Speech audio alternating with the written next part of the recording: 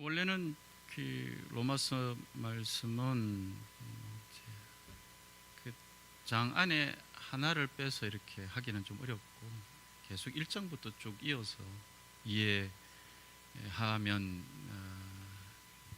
좋은 그런 권위 이 로마서입니다. 왜냐하면 예를 들면 율법과 복음의 관계, 그리고 배경 자체가 이제 구약의 제사의 배경에서 복음이 어떻게 옳은가 이런 부분들을 법정적 용어들을 사용하여서 진술하고 있는 말씀의 특징이 있기 때문에 어느 하나를 빼서 이렇게 할 때에는 전후의 말씀을 이해하지 않는다면 조금 어려운 그런 부분을 로마서 말씀을 들을 때 우리가 느끼지 않겠나 이렇게 생각합니다.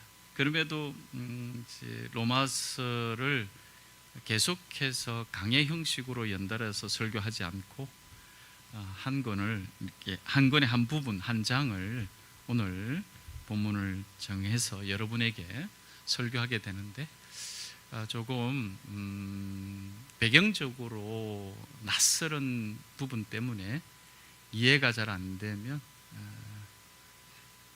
바라기는 성령께서 진리 가운데 우리를 인도하시는 그 은혜를 힘입어서 또 말씀을 깨닫게 하시는 개인적 경험도 있으시게 되기를 바라고, 또 말씀이 끝나고 난 다음에 말씀을 나누시면서 또 깨닫게 되는 은혜, 무엇보다도 이 설교 가운데 충분하게 깨닫게 하신 은혜 있게 되시기를 바랍니다. 우선 우리가 읽은 이 본문에서 여러분 자신을 드린다, 몸을 드린다 이런 부분들이 예를 들면 하나님 앞에 여러분을 바치고 이런 이제 표현들 있잖아요. 이런 부분들은 이제 구약의 제사에서 나오는 부분들이죠. 그러니까 이스라엘 사람들이 이 내용을 읽었다면 여러분을 하나님께 바치고라고 얘기했었을 때 이것이 제사 때에 동물을 하나님께 바치는 이 부분과 연결되어서 이해하는 데 크게 어려움이 없었을 거라 이렇게 생각합니다. 자, 그 다음에 또 하나 어려운 부분들은 율법 아래에 있는 게 뭔가 이런 의미도 좀 어렵죠. 율법 아래. 그러니까 오늘 본문에서는 율법 아래에 있다는 것은 이 율법의 기능이 죄를 정죄하는 것, 죄를 정죄하는 것. 그러니까 율법은 선하고 아름다운 거죠. 그 다음에 율법의 완성으로서 예수 그리스도 이렇게 이해하고 있기 때문에 율법을 나쁘다 이렇게 보도록 14절에 의미하는 바는 아니라는 거죠. 그러니까 율법 아래 있지 않고 은혜 안에 있다라고 했었을 때 이 율법은 죄를 정죄하는 것을 말하는 거죠.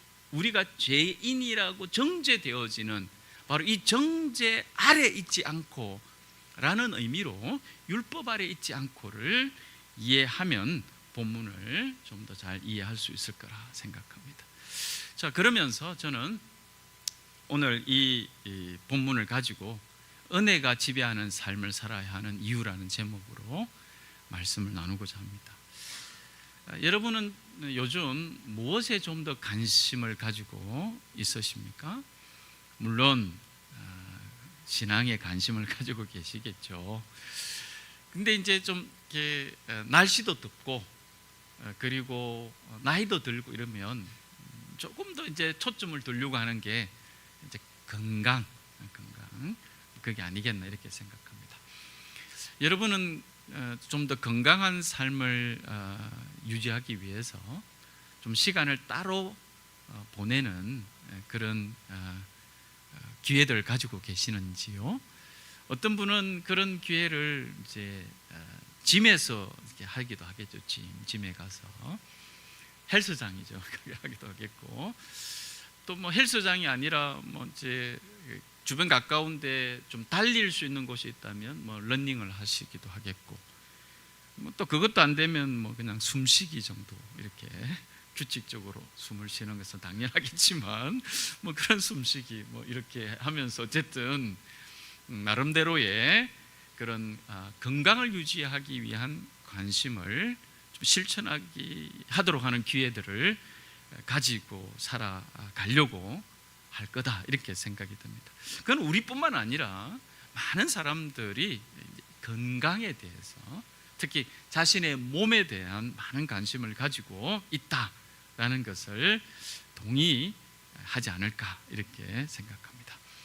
특별히 이제 우리가 사는 이 대한민국이 고령화의 저출산이라 보니까 저희처럼 이제 나이가 들면, 죄송합니다, 저희처럼 나이가 들면 고령화라는 이 단어가 굉장하게 좀 무게를 더하고 있지 않나, 이렇게 생각합니다. 그러면서 이제 저희도 그런 생각이 들어요. 어떻게 하면 자식들에게 병든 몸으로가 아니라 건강한 몸으로 자식들과의 남은 시간들을 보내는 것이 좋을까, 이런 고민을 하게 됩니다. 그 기대 수명이 70 조금 넘었을 때보다 지금은 기대 수명이 80을 넘고 하다 보니 잘하면 저희 아버지도 90이 넘으셨거든요. 근데 이제 우리도 8, 90 이상 이렇게 살면 앞으로 몇 년을 더 살아야 됩니까? 기대적으로 한 40년 살아온 시간만큼 또 살아야 되는데, 젊었을 때는 철딱서니 없이 이게 좀 시간이 후딱 간 것 같아 보이고, 이제 나이 들어서는 어떻게 그렇게 철딱서니 없이 보낼 수는 없지 않습니까? 특히 이제 신체적으로 노쇠해지고, 또 젊었을 때처럼 마음껏 어떻게 활동할 수 없는 이제 그런 신체적인 변화들을 겪을 것이다, 이런 예상을 하다 보니 이제 병든 몸으로 수십 년을 지내는 것이 아니라 좀 건강한 몸으로 우리의 노인의 시간을 보내는 것이 가족들에게도 유익하고 또 자신에게도 유익하다, 이런 생각들을 서로가 공유하면서 어떻게 건강하게 노년의 삶을 보낼 것인가, 이런 부분들에 많은 초점을 두고 강의들도 있는 것 같고, 또 그런 방법들도 공유하려고 하는 것 같아요. 여러분, 그러다 보니까 몸에 대한 관심들을 좀 많이 가지고 있지 않는가, 이런 생각을 하게 됩니다. 과학적으로는 이제 여러분, 이 몸과 관련해서 좀 더 건강하게 살 수 있는 여러 가지 기술들, 이런 부분들에 대해서 많은 진전을 이루고 있다, 이런 얘기도 듣습니다. 장기에 대한, 인간의 장기에 대한 부분, 그리고 이제 노화를 노화를 조금 더 저지하고 또 젊음을 좀 더 유지해 나갈 수 있는 어떤 그런 연구라든지 이런 부분들을, 그런 또 여러 질병에 대처해 나가는 약품을 개발해서 인간의 수명에 대해서 좀 더 건강하게 살아가도록 하려는 이런 의학과 관련된 과학 기술들이 많이 진전을 이루고 있다, 이런 얘기도 듣고 있습니다. 또 뿐만 아니라 어떻습니까?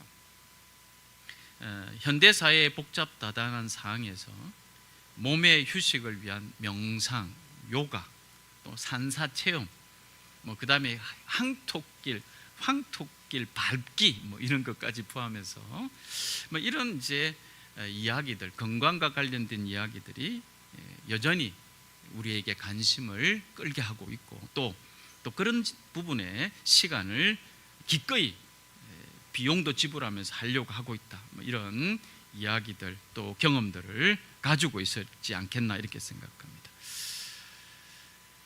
이런 몸에 대한 이해를 잠시 말씀을 나누는 것은 오늘 제목이 은혜가 지배하는 삶을 살아야 하는 이유인데요, 은혜가 지배하는 삶이란 곧 오늘 우리 본문에서 나타나고 있는 자신의 몸을 하나님께 드림으로 나타나는 것이 바로 은혜가 지배하는 삶이란 뜻이겠죠.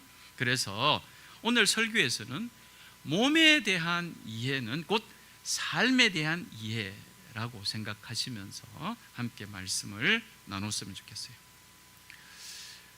먼저 우리는 이 말씀, 성경이 기록될 당시에 살아갔던 사람들은 어떤 삶을 살고 있었는가? 이 삶을 살고 있었는가는 어떻게 몸에 대한 부분을 이해하고 있었는가? 이것과 연관되어 있겠죠. 자, 우리가 잘 알다시피 이 성경이 기록될 당시의 사람들에 대한 정보는 많이 없지만, 그러나 이제 성경을 연구하는 배경 속에서 이런 여러 자료들을 살펴보면 1세기 근간에 살았던 로마 시대, 특히 또 로마를 중심으로 살았던 삶은 어떤 삶이었는가에 대한 자료들이 좀 있죠. 그 자료들을 좀 보면 이 말씀이 기록되었을 때에, 특히 또 이 말씀이 전해진 곳은 로마거든요. 이 로마에서 살고 있었던 사람들의 삶은 어떻게 이해되었는가, 이런 부분들에 대한 이해가 좀 필요하죠. 본문을 이제 이해하기 위해서. 왜냐하면 몸을 드린다, 또 뭐 지체, 이런 얘기를 하니까 당시 사람들은 몸에 대한 이해, 지체에 대한 이해들을 어떤 배경 안에서 하고 있었는가, 이렇게 좀 이해를 해야 되겠죠. 그래서 좀 살펴보면 당시 로마에 살고 있었던 사람들은 크게 세 부류의 신분, 세 부류의 삶을 영위하고 있었다, 이렇게 볼 수 있습니다. 시민권자, 로마 시민권자, 노예, 그 다음에 자유인, 이렇게 크게 분류할 수가 있을 것 같습니다. 자, 로마 시민권자의 삶, 그들의 삶은 정치나 경제, 문화 면에서 다른 사람들보다 훨씬 더 우월한 위치에서 활동하고 있었던 사람이었습니다. 초기에는 이 로마 시민권자들만 군에서도 복무할 수 있었어요. 군에서도 복무하고 있었어요. 그래서 로마 시민권자다, 이렇게 얘기하면 당시에는 뭐 오늘날 이런 비유가 어떨지 모르지만, 요즘은 좀 그렇지 않지만 뭐 20, 30년 전에 미국 시민권자다 뭐 이랬을 때에 미국 시민권자가 전 세계에 어디에 있든지 간에 가지고 있는 이미지는 미국이라는 이 강대한 나라의 보호를 받을 수 있다. 그래서 어디에 있든지 뭐 이렇게 해서 굉장히 미국 시민권자에 대한 스스로에 대한 자부심, 이런 부분들도 뭐 있다, 이런 얘기도 들었지요. 당시에 비슷했어요. 로마 시민권자는 로마 시민권을 가지고 있다는 그것만으로도 로마의 보호를 받고 황제의 보호를 받고, 그래서 굉장하게 신분적인 위치에 있어서 좀 우위에 있었던 뭐 이러한 특성을 가지고 있었다, 이렇게 이해할 수 있겠어요. 반대로 이제 노예 같은 경우에는 자신의 주인에게 속해서 그 모든 소유권이 주인에 의해서 행사되어지는 삶을 살았어요. 오늘의 어떤 그 상황에서 보면 개인적인 삶이 전혀 없는, 주인에 의해서 그의 삶이 표현되어야 하는 이런 위치에 있었던 것이 바로 이 노예였던 거죠. 노예의 신분이었다는 거죠. 마지막으로 자유인은 이제 신분적으로는 노예보다는 나았지만, 그래서 자신이 가지고 있는 소유에 대한 인정을 받을 수 있었지만 시민권자보다는 상대적으로 정치, 문화, 경제 면에서 주도적인 역할은 할 수 없었어요. 그러니까 예를 들면 노예의 신분에서 벗어나면 바로 시민권자가 아니라 자유인이 되는 거죠. 자유인에서 이제 시민권을 어떻게 획득하느냐에 따라서 삶이 달라지게 되어지는 이런 구조에 있었다는 것이죠. 또한 이런 이제 부류의 삶을 이해해야 될 뿐만 아니라 또 하나는 이제 우리가 당시 로마는 황제에 대한 특별한 의식을 가지고 있었다. 그러니까 황제 숭배가 이제 당연시되고 있었다. 황제 숭배가 뿐만 아니라 이제 헬라적 신들에 대한 숭배가 황제 숭배와 함께 당연시 되어지고 있었던 것이다. 이것은 뭐냐면 보호, 안전 이런 것과 관련이 되어 있었어요.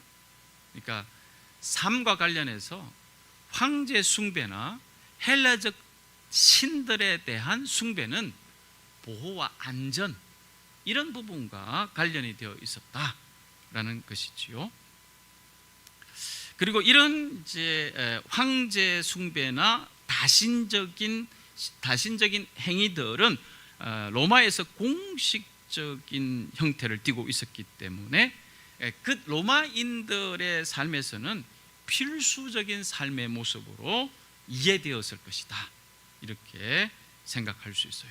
만약에 황제를 숭배하는 거나 이러한 헬라적 여러 신들에 대한 공개적 숭배들에 대하여 냉담한 반응이나 부정적 반응을 보이는 것은 국가와 황제에 대한 반역 행위로 간주될 수 있었던 그런 상황이었다. 이렇게 이해해도 될 것 같아요.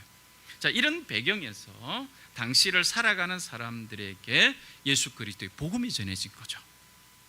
그래서 이전에 자신들이 믿고 살아왔던 이런 로마 황제에 대한 태도나 그리고 여러 다신의 숭배에서 천지를 창조하시고 그리고 예수 그리스도로 말미암아 우리를 구원하신 유일하신 하나님이 계시다. 그 하나님을 믿어야 한다라는 이 복음이 전해지게 된 것이죠. 그러니까 이렇게 전해진 복음을 받아들인 이들에게 오늘 말씀이 전해지고 있는 것이고, 그래서 1차적으로 이 복음의 말씀이 오늘 본문에서는 1장 7절에 보니까 로마에 있는 모든 신도들에게라고 기록되고 있다라는 사실을 알게 됩니다. 앞에서 말씀드린 것처럼 당시의 여러 배경을 참고해서 추측해 보건대 로마 제국의 수도인 로마에 살고 있었던 사람들은 다른 지역 사람들보다 이런 로마 황제의 보호와 통치 아래 있다는 것이 자신에게 어떤 의미인가가 다른 로마의 어떤 지역보다 더 강한 영향을 받았던 사람들이었을 거라는 거죠. 동시에 이들은 로마 제국의 수도에 살고 있었기 때문에 그리스 신화, 다시 아까 헬라적 신들이란 말했죠. 그리스 신화로부터 이어지고 있었던 여러 신들과 로마 황제의 보호 아래 자신들이 살고 있다는 그런 당시의 대중적이면서 보편적인 메시지에 노출되어 있었을 것이다. 노출되어 있었다. 이렇게 보는 거죠. 그런 영향력 아래서 오랫동안 살아왔던 이들에게 예수가 그리스도이시다. 하나님이 계시다.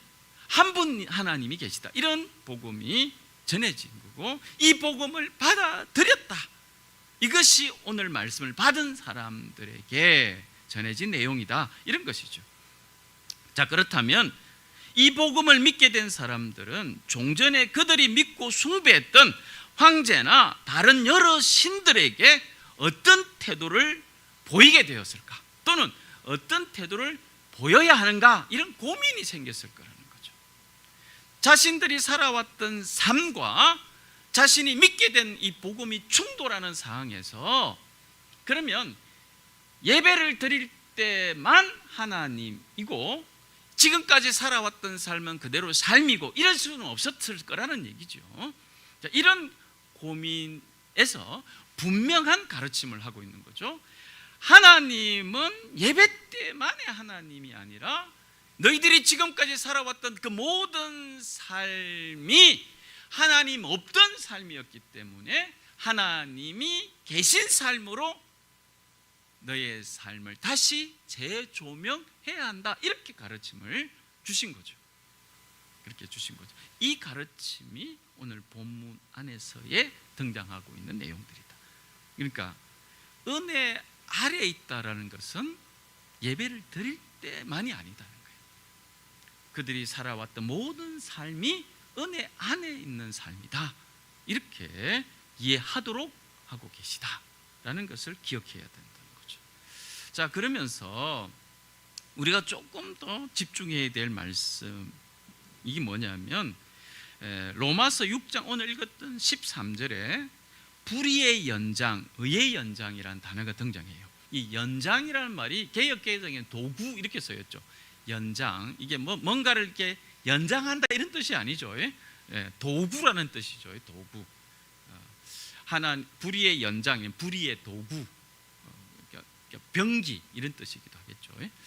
자, 그러면 그리스도인으로서 하나님께 바쳐진 삶에 대해서 얘기할 때 무엇으로 연결되냐면 이 불의의 연장, 의의 연장이라는 단어와 그리스도인으로서 하나님께 바쳐진 삶을 연결해서 이해하도록 하고 있다라는 것에 좀 더 주목해야 되죠. 자, 13절을 보도록 하겠습니다. 그러므로 여러분은 여러분의 지체를 죄에 내 맡겨서 불의의 연장이 되게 하지 마십시오.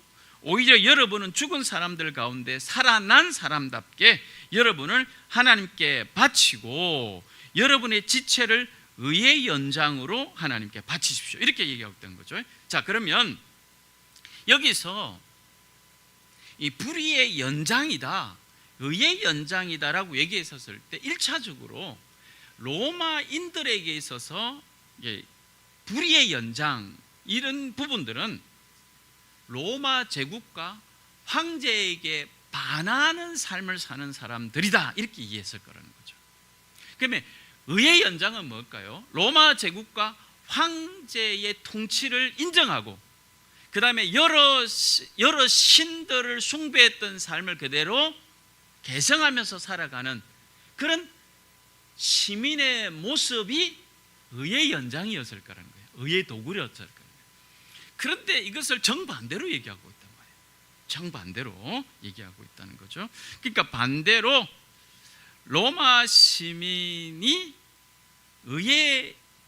로마 시민으로서 복음을 믿는 여러분들이 의의 연장이 되는 것은 황제 숭배와 다신적 행위가 아니라 살아계신 하나님만을 믿을 때에 일어난 일이다 이렇게 되어지니까 거꾸로 그렇다면 황제와 신들에 대한 시민으로서의 태도가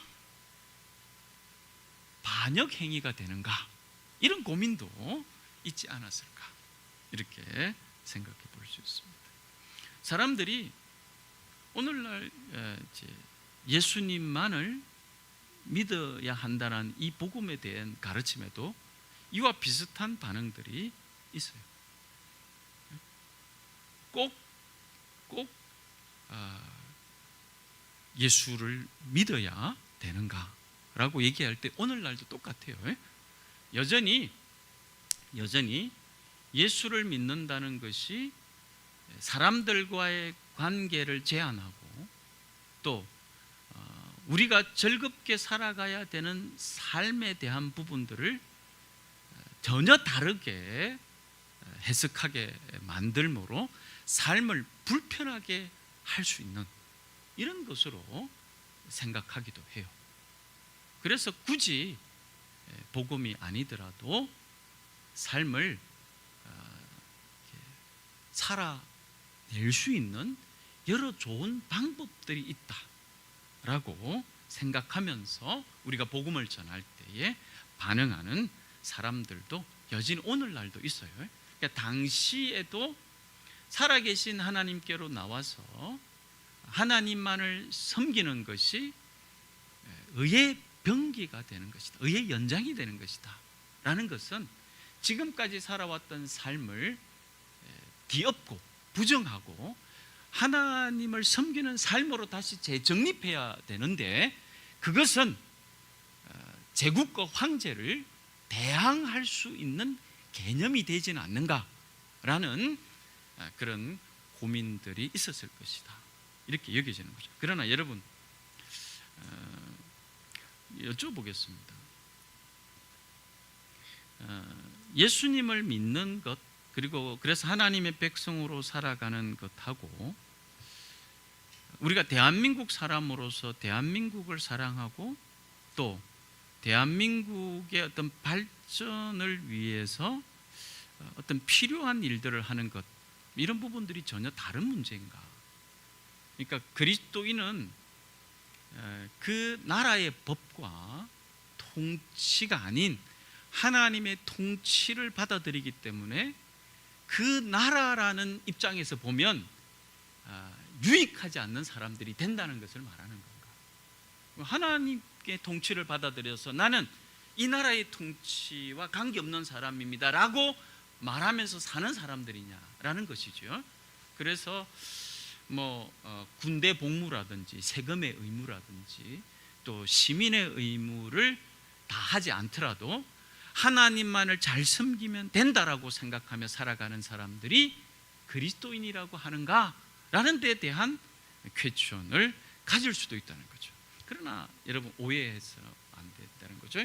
여러분 당시 이렇게 너희를 의의 병기로 하나님께 드려서 지금까지 황제와 여러 신들에 대한 삶을 중단하고 하나님을 향한 삶으로 라고 말했을 때에, 그러면 로마 시민으로서 황제와 여러 신들에 대한 그들의 반응이 국가를 반역하는 행위이고, 그리고 전혀 유익하지 못한 해악된 존재들이 된다는 것을 의미하는가?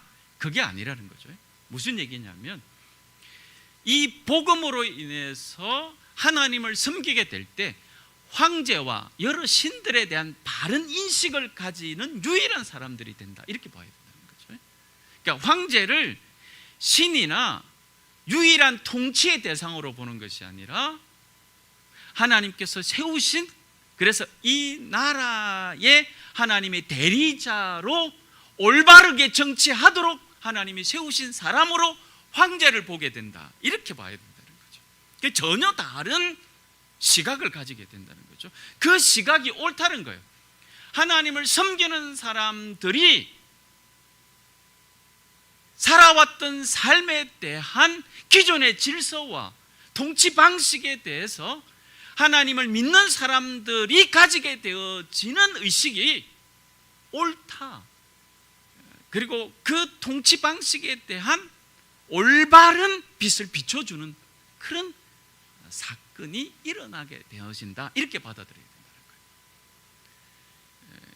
여러분 만약에 로마가 그래서 그리스도인들을 인정하고, 그래서 황제 자신도 스스로가 신이 아니라 하나님이 세우신 대리자, 그래서 백성을 어떻게 돌보고 어떻게 보호하도록 하나님이 임명하셨는가라는 의식으로 황제의 역할을 하게 된다면, 제국에서 일어나는 여러 사건들은 착취와 억압이 아닌 진정한 자유와 또 평등의 형태의 모습으로 나타나지 않았을까? 여러분 복음이 전해지면서 과거의 삶이 아닌 새로운 삶을 살아라고 했었을 때 이 새로운 삶이 역사에 조명해 줄 수 있는 영향을 이렇게 기대해 볼 수 있겠다, 이렇게 생각하는 것이죠. 그러니까 그리스도인으로서의 이런 조명을 가지지 않으면 역사에 희망은 없다, 이렇게도 볼 수 있는 거죠. 자, 왜 그럴까요? 여러분 그들이 지탱하며 살고 있었던 그 모든 것으로는 자신의 몸이 죄의 지배를 벗어날 수 없다는 것 때문에 그렇습니다. 곧 인간은 누구나 몸의 정욕이 지배하는 삶, 죄가 지배하는 삶을 벗어날 수 없다는 거예요. 앞에도 잠깐 얘기한 것처럼 이 눈부신 과학 기술과 그 어떤 철학적이고 종교적인 깨달음으로도 인간은 몸의 정욕이 지배하는, 죄가 지배하는 삶을 결코 벗어날 수 없다라고 말하고 있다는 거예요. 그러므로 누군가가 그 시대에 그리스도인이 되어 살아간다는 것은 믿음, 곧 예수 그리스도를 믿는 믿음을 가지고 살아간다는 것뿐만 아니라 그 믿음이 작동하고 실천하는 거룩한 몸을 가지고 살아가게 되므로 그 사회가 가지고 있었던 잘못된 역사들에 대한 재조명이 실제로 비춰지고 또 역사 안에서 수정 작업이 비로소 일어날 수 있는 희망이 있다, 이렇게 보아야 한다는 것이죠. 자, 13절의 말씀같이 자신의 지체, 자신의 몸의 모든 지체가 하나님께 바쳐져서 하나님께서 인정하시고 기뻐하시는 것이 나타나도록 살아야 한다는 이유가 바로, 여러분, 제가 지금 말씀드린 바로 거기에 있다 이 말이죠.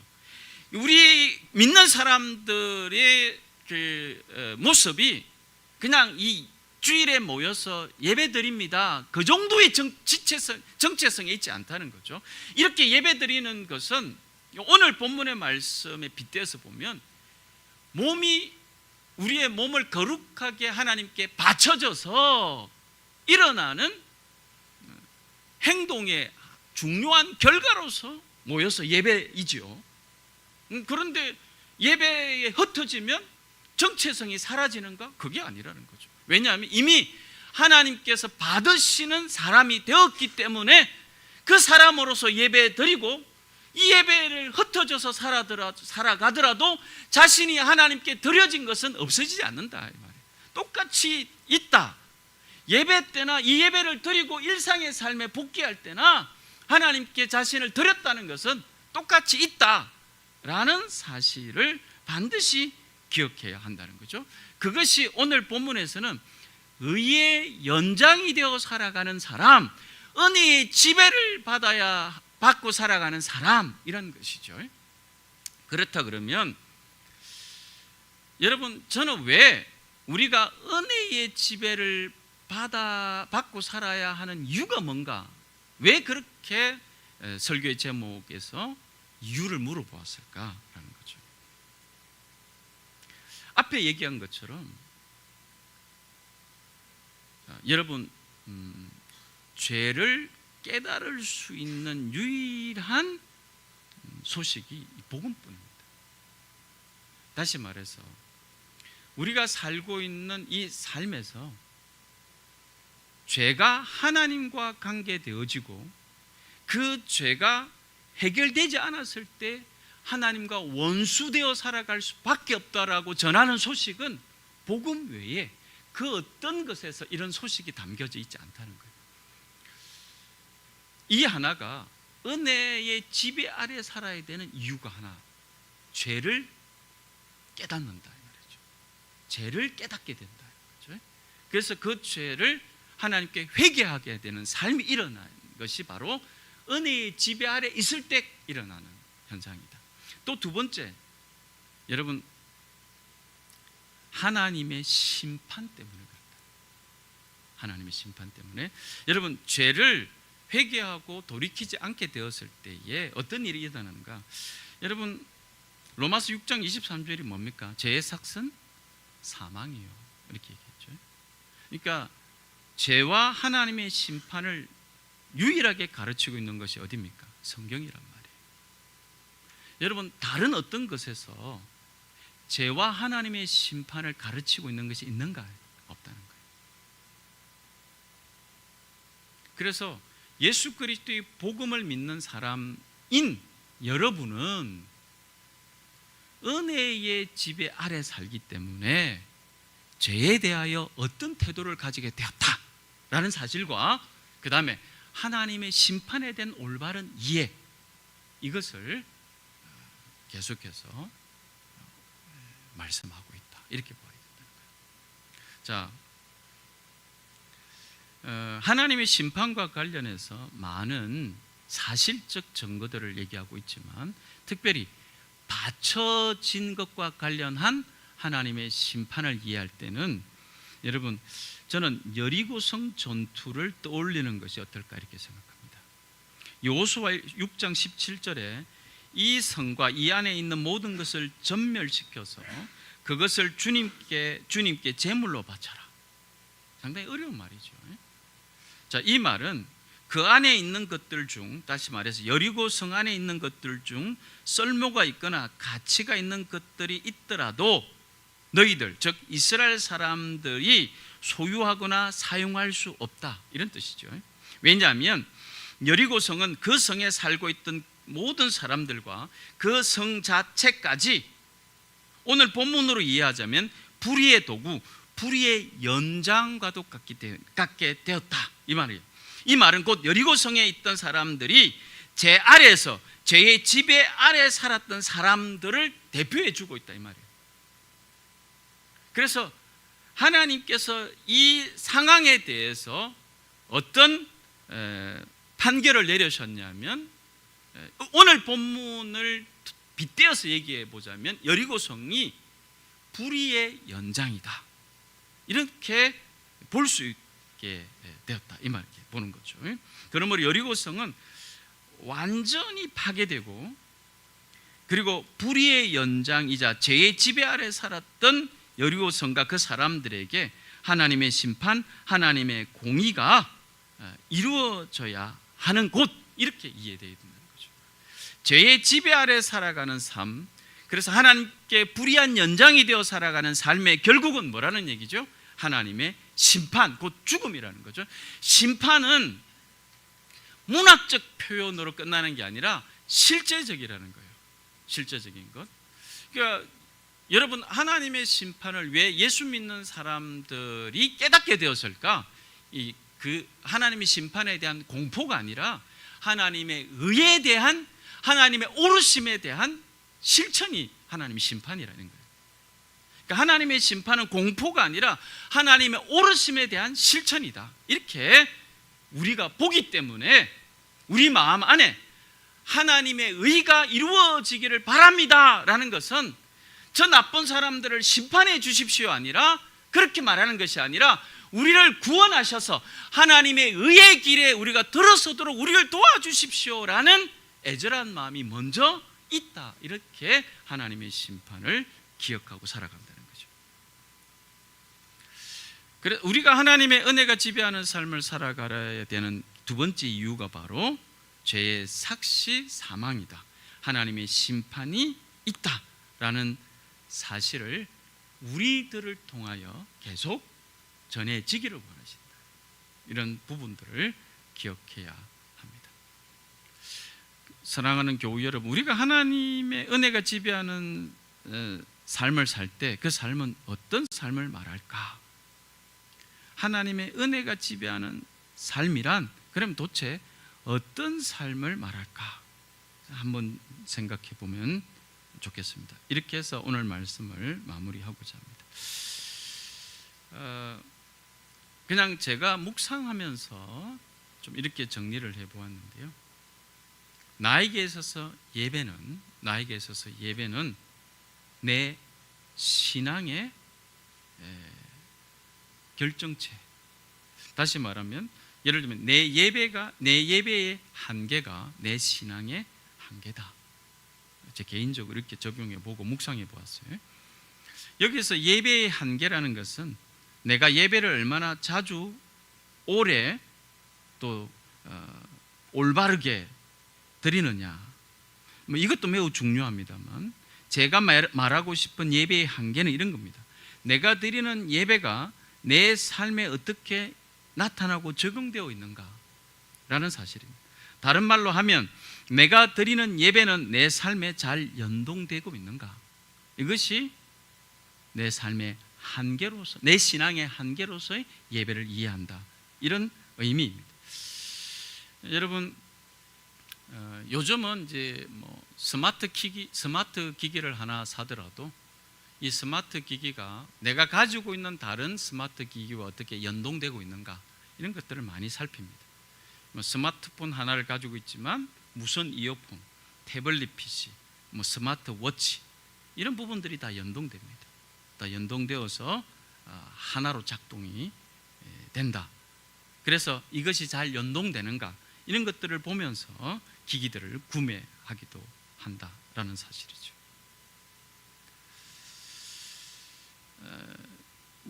그렇다면 이제 우리가 드리는 예배, 저와 여러분이 드리는 예배가 내 삶에 잘 연동되고 있는가? 어떨 때는 연동이 안 돼서 목통이 되지는 않는가? 뭐 이런 생각을 좀 해보면 좋지 않을까? 여러분, 기기들을 하나로 연동을 했는데 잘 안 돼서 먹통이 되면 굉장히 불편하죠. 굉장히 불편하고, 또 그 기기에 무슨 문제가 있는가 뭐 또 살펴서 다시 연동될 수 있도록 뭐 이런 작업들을 하죠. 그런데 신앙에서 차원에서 보면, 예를 들면 예배가 내 삶에서 어떤 방식으로 연동되고 있는가, 그건 스마트 기기의 연동만큼 깊이 생각하지 않을 때 있지 않을까, 이렇게 생각도 듭니다. 그러니까 예배에서 여러분 은혜를 받습니까?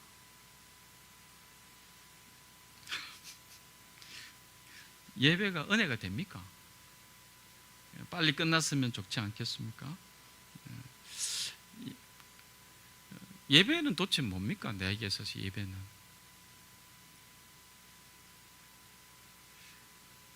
삶에 연동돼도 됩니까? 이 모습이 내 삶에 연동돼도 됩니까? 유익이 됩니까? 복이 됩니까? 여러분, 하나님이 나와 함께 하셔서 내게 복을 주신다. 예배를 통해서 만약에 그런 은혜를 받았다고 생각해 보십시다. 그럼 이건 어디로 연동이 된다는 것이죠? 내 삶의 여러 부분에서도 연동이 되어서 내 삶에서도 계속 묵상할 수 있는 주제가 되는 거죠. 예배에서 받았던 이 은혜가 내가 살아가고 있는 삶의 모든 상황과 환경에서도 동일하게 떠올라지고 묵상되어져서 그래서 연동된다, 이렇게 표현할 수 있는 거죠. 그런데 예배와 삶이 분리가 된다, 이건 어느 쪽 하나가 먹통이다, 이런 뜻이죠. 먹통이다. 그러면 전체적으로 보면 균형이 잡혀져 있지 않고 문제가 생겼다, 이렇게 보는 거죠. 신앙은 이렇게 전체적으로 연결되어 있습니다. 예배를 중심으로 삶이 연동되어 있고 삶에서 다시 예배로 이어지고 있다라는 것을 이해하게 됩니다. 그러므로 저는 내 신앙의 한계가, 내 예배의 한계가 내 신앙의 한계이고 이것이 내 삶의 한계로 이어진다, 이렇게 묵상하게 되었던 것입니다. 그래서 은혜가 지배한다라는 것이 얼마나 중요한 주제가 되는가라는 것을 내 삶에서 다시 한 번 더 적용해 보게 되었던 것입니다. 8월 15일 나의 최고봉 묵상에는 거듭남의 정표라는 제목이 있었습니다. 자신의 낡은 주장과 자신의 미덕, 그리고 자신의 종교와 모든 것에 대해 솔직하게 죽고 자신에게 없던 예수님의 생명을 기꺼이 영접할 때 인간은 거듭납니다. 이처럼 새롭게 태어난 성도는 의식적으로 회개하고 무의식적으로는 거룩한 삶을 영위합니다. 이러한 그리스도인들은 곧 하나님의 통치를 깨닫고 분별할 줄 아는 사람들이 됩니다. 이렇게 하나님의 통치를 따라 살아가는 하나님의 사람들을 성도라 그러고 그리스도인들이라고 부르는데, 이들은 죄를 짓지 않는 수준이 아니라 죄 짓기가 멈추어지는 사람들이다 라는 것입니다. 다시 말해서 우리는, 믿는 저와 여러분은 죄를 지울 수 없는 것이 아니라 하나님의 생명에 순종하여 살아감으로 죄를 지을 필요가 없게 되었다 라고 이 묵상을 통해서 좀 더 정리해 보게 되었습니다. 죄에 대해서 죽었고 하나님이 기뻐하시는 것에 대하여 눈이 뜨여진 사람들, 그래서 그런 삶을 살아가는 사람들이 하나님의 은혜의 지배 아래 있던 사람들이다. 하나님의 은혜의 지배 아래 있는 이유, 아래 있기를 원하는 이유는 세상의 삶의 방식으로서는 죄를 깨닫고 하나님의 심판을 알 수 없기 때문에 그렇다라는 사실이죠.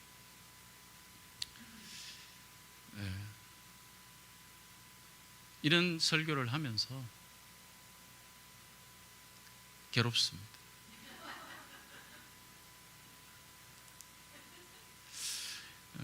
우리 아이들이 예배가 너무 지루해서, 또는 여러분들이 이 말씀을 이게 좀 무겁잖아요.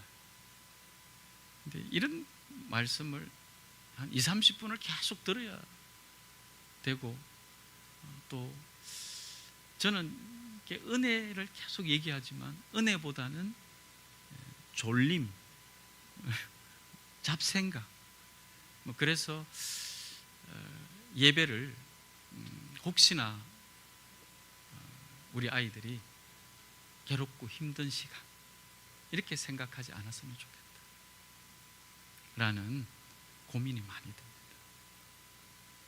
하나님께서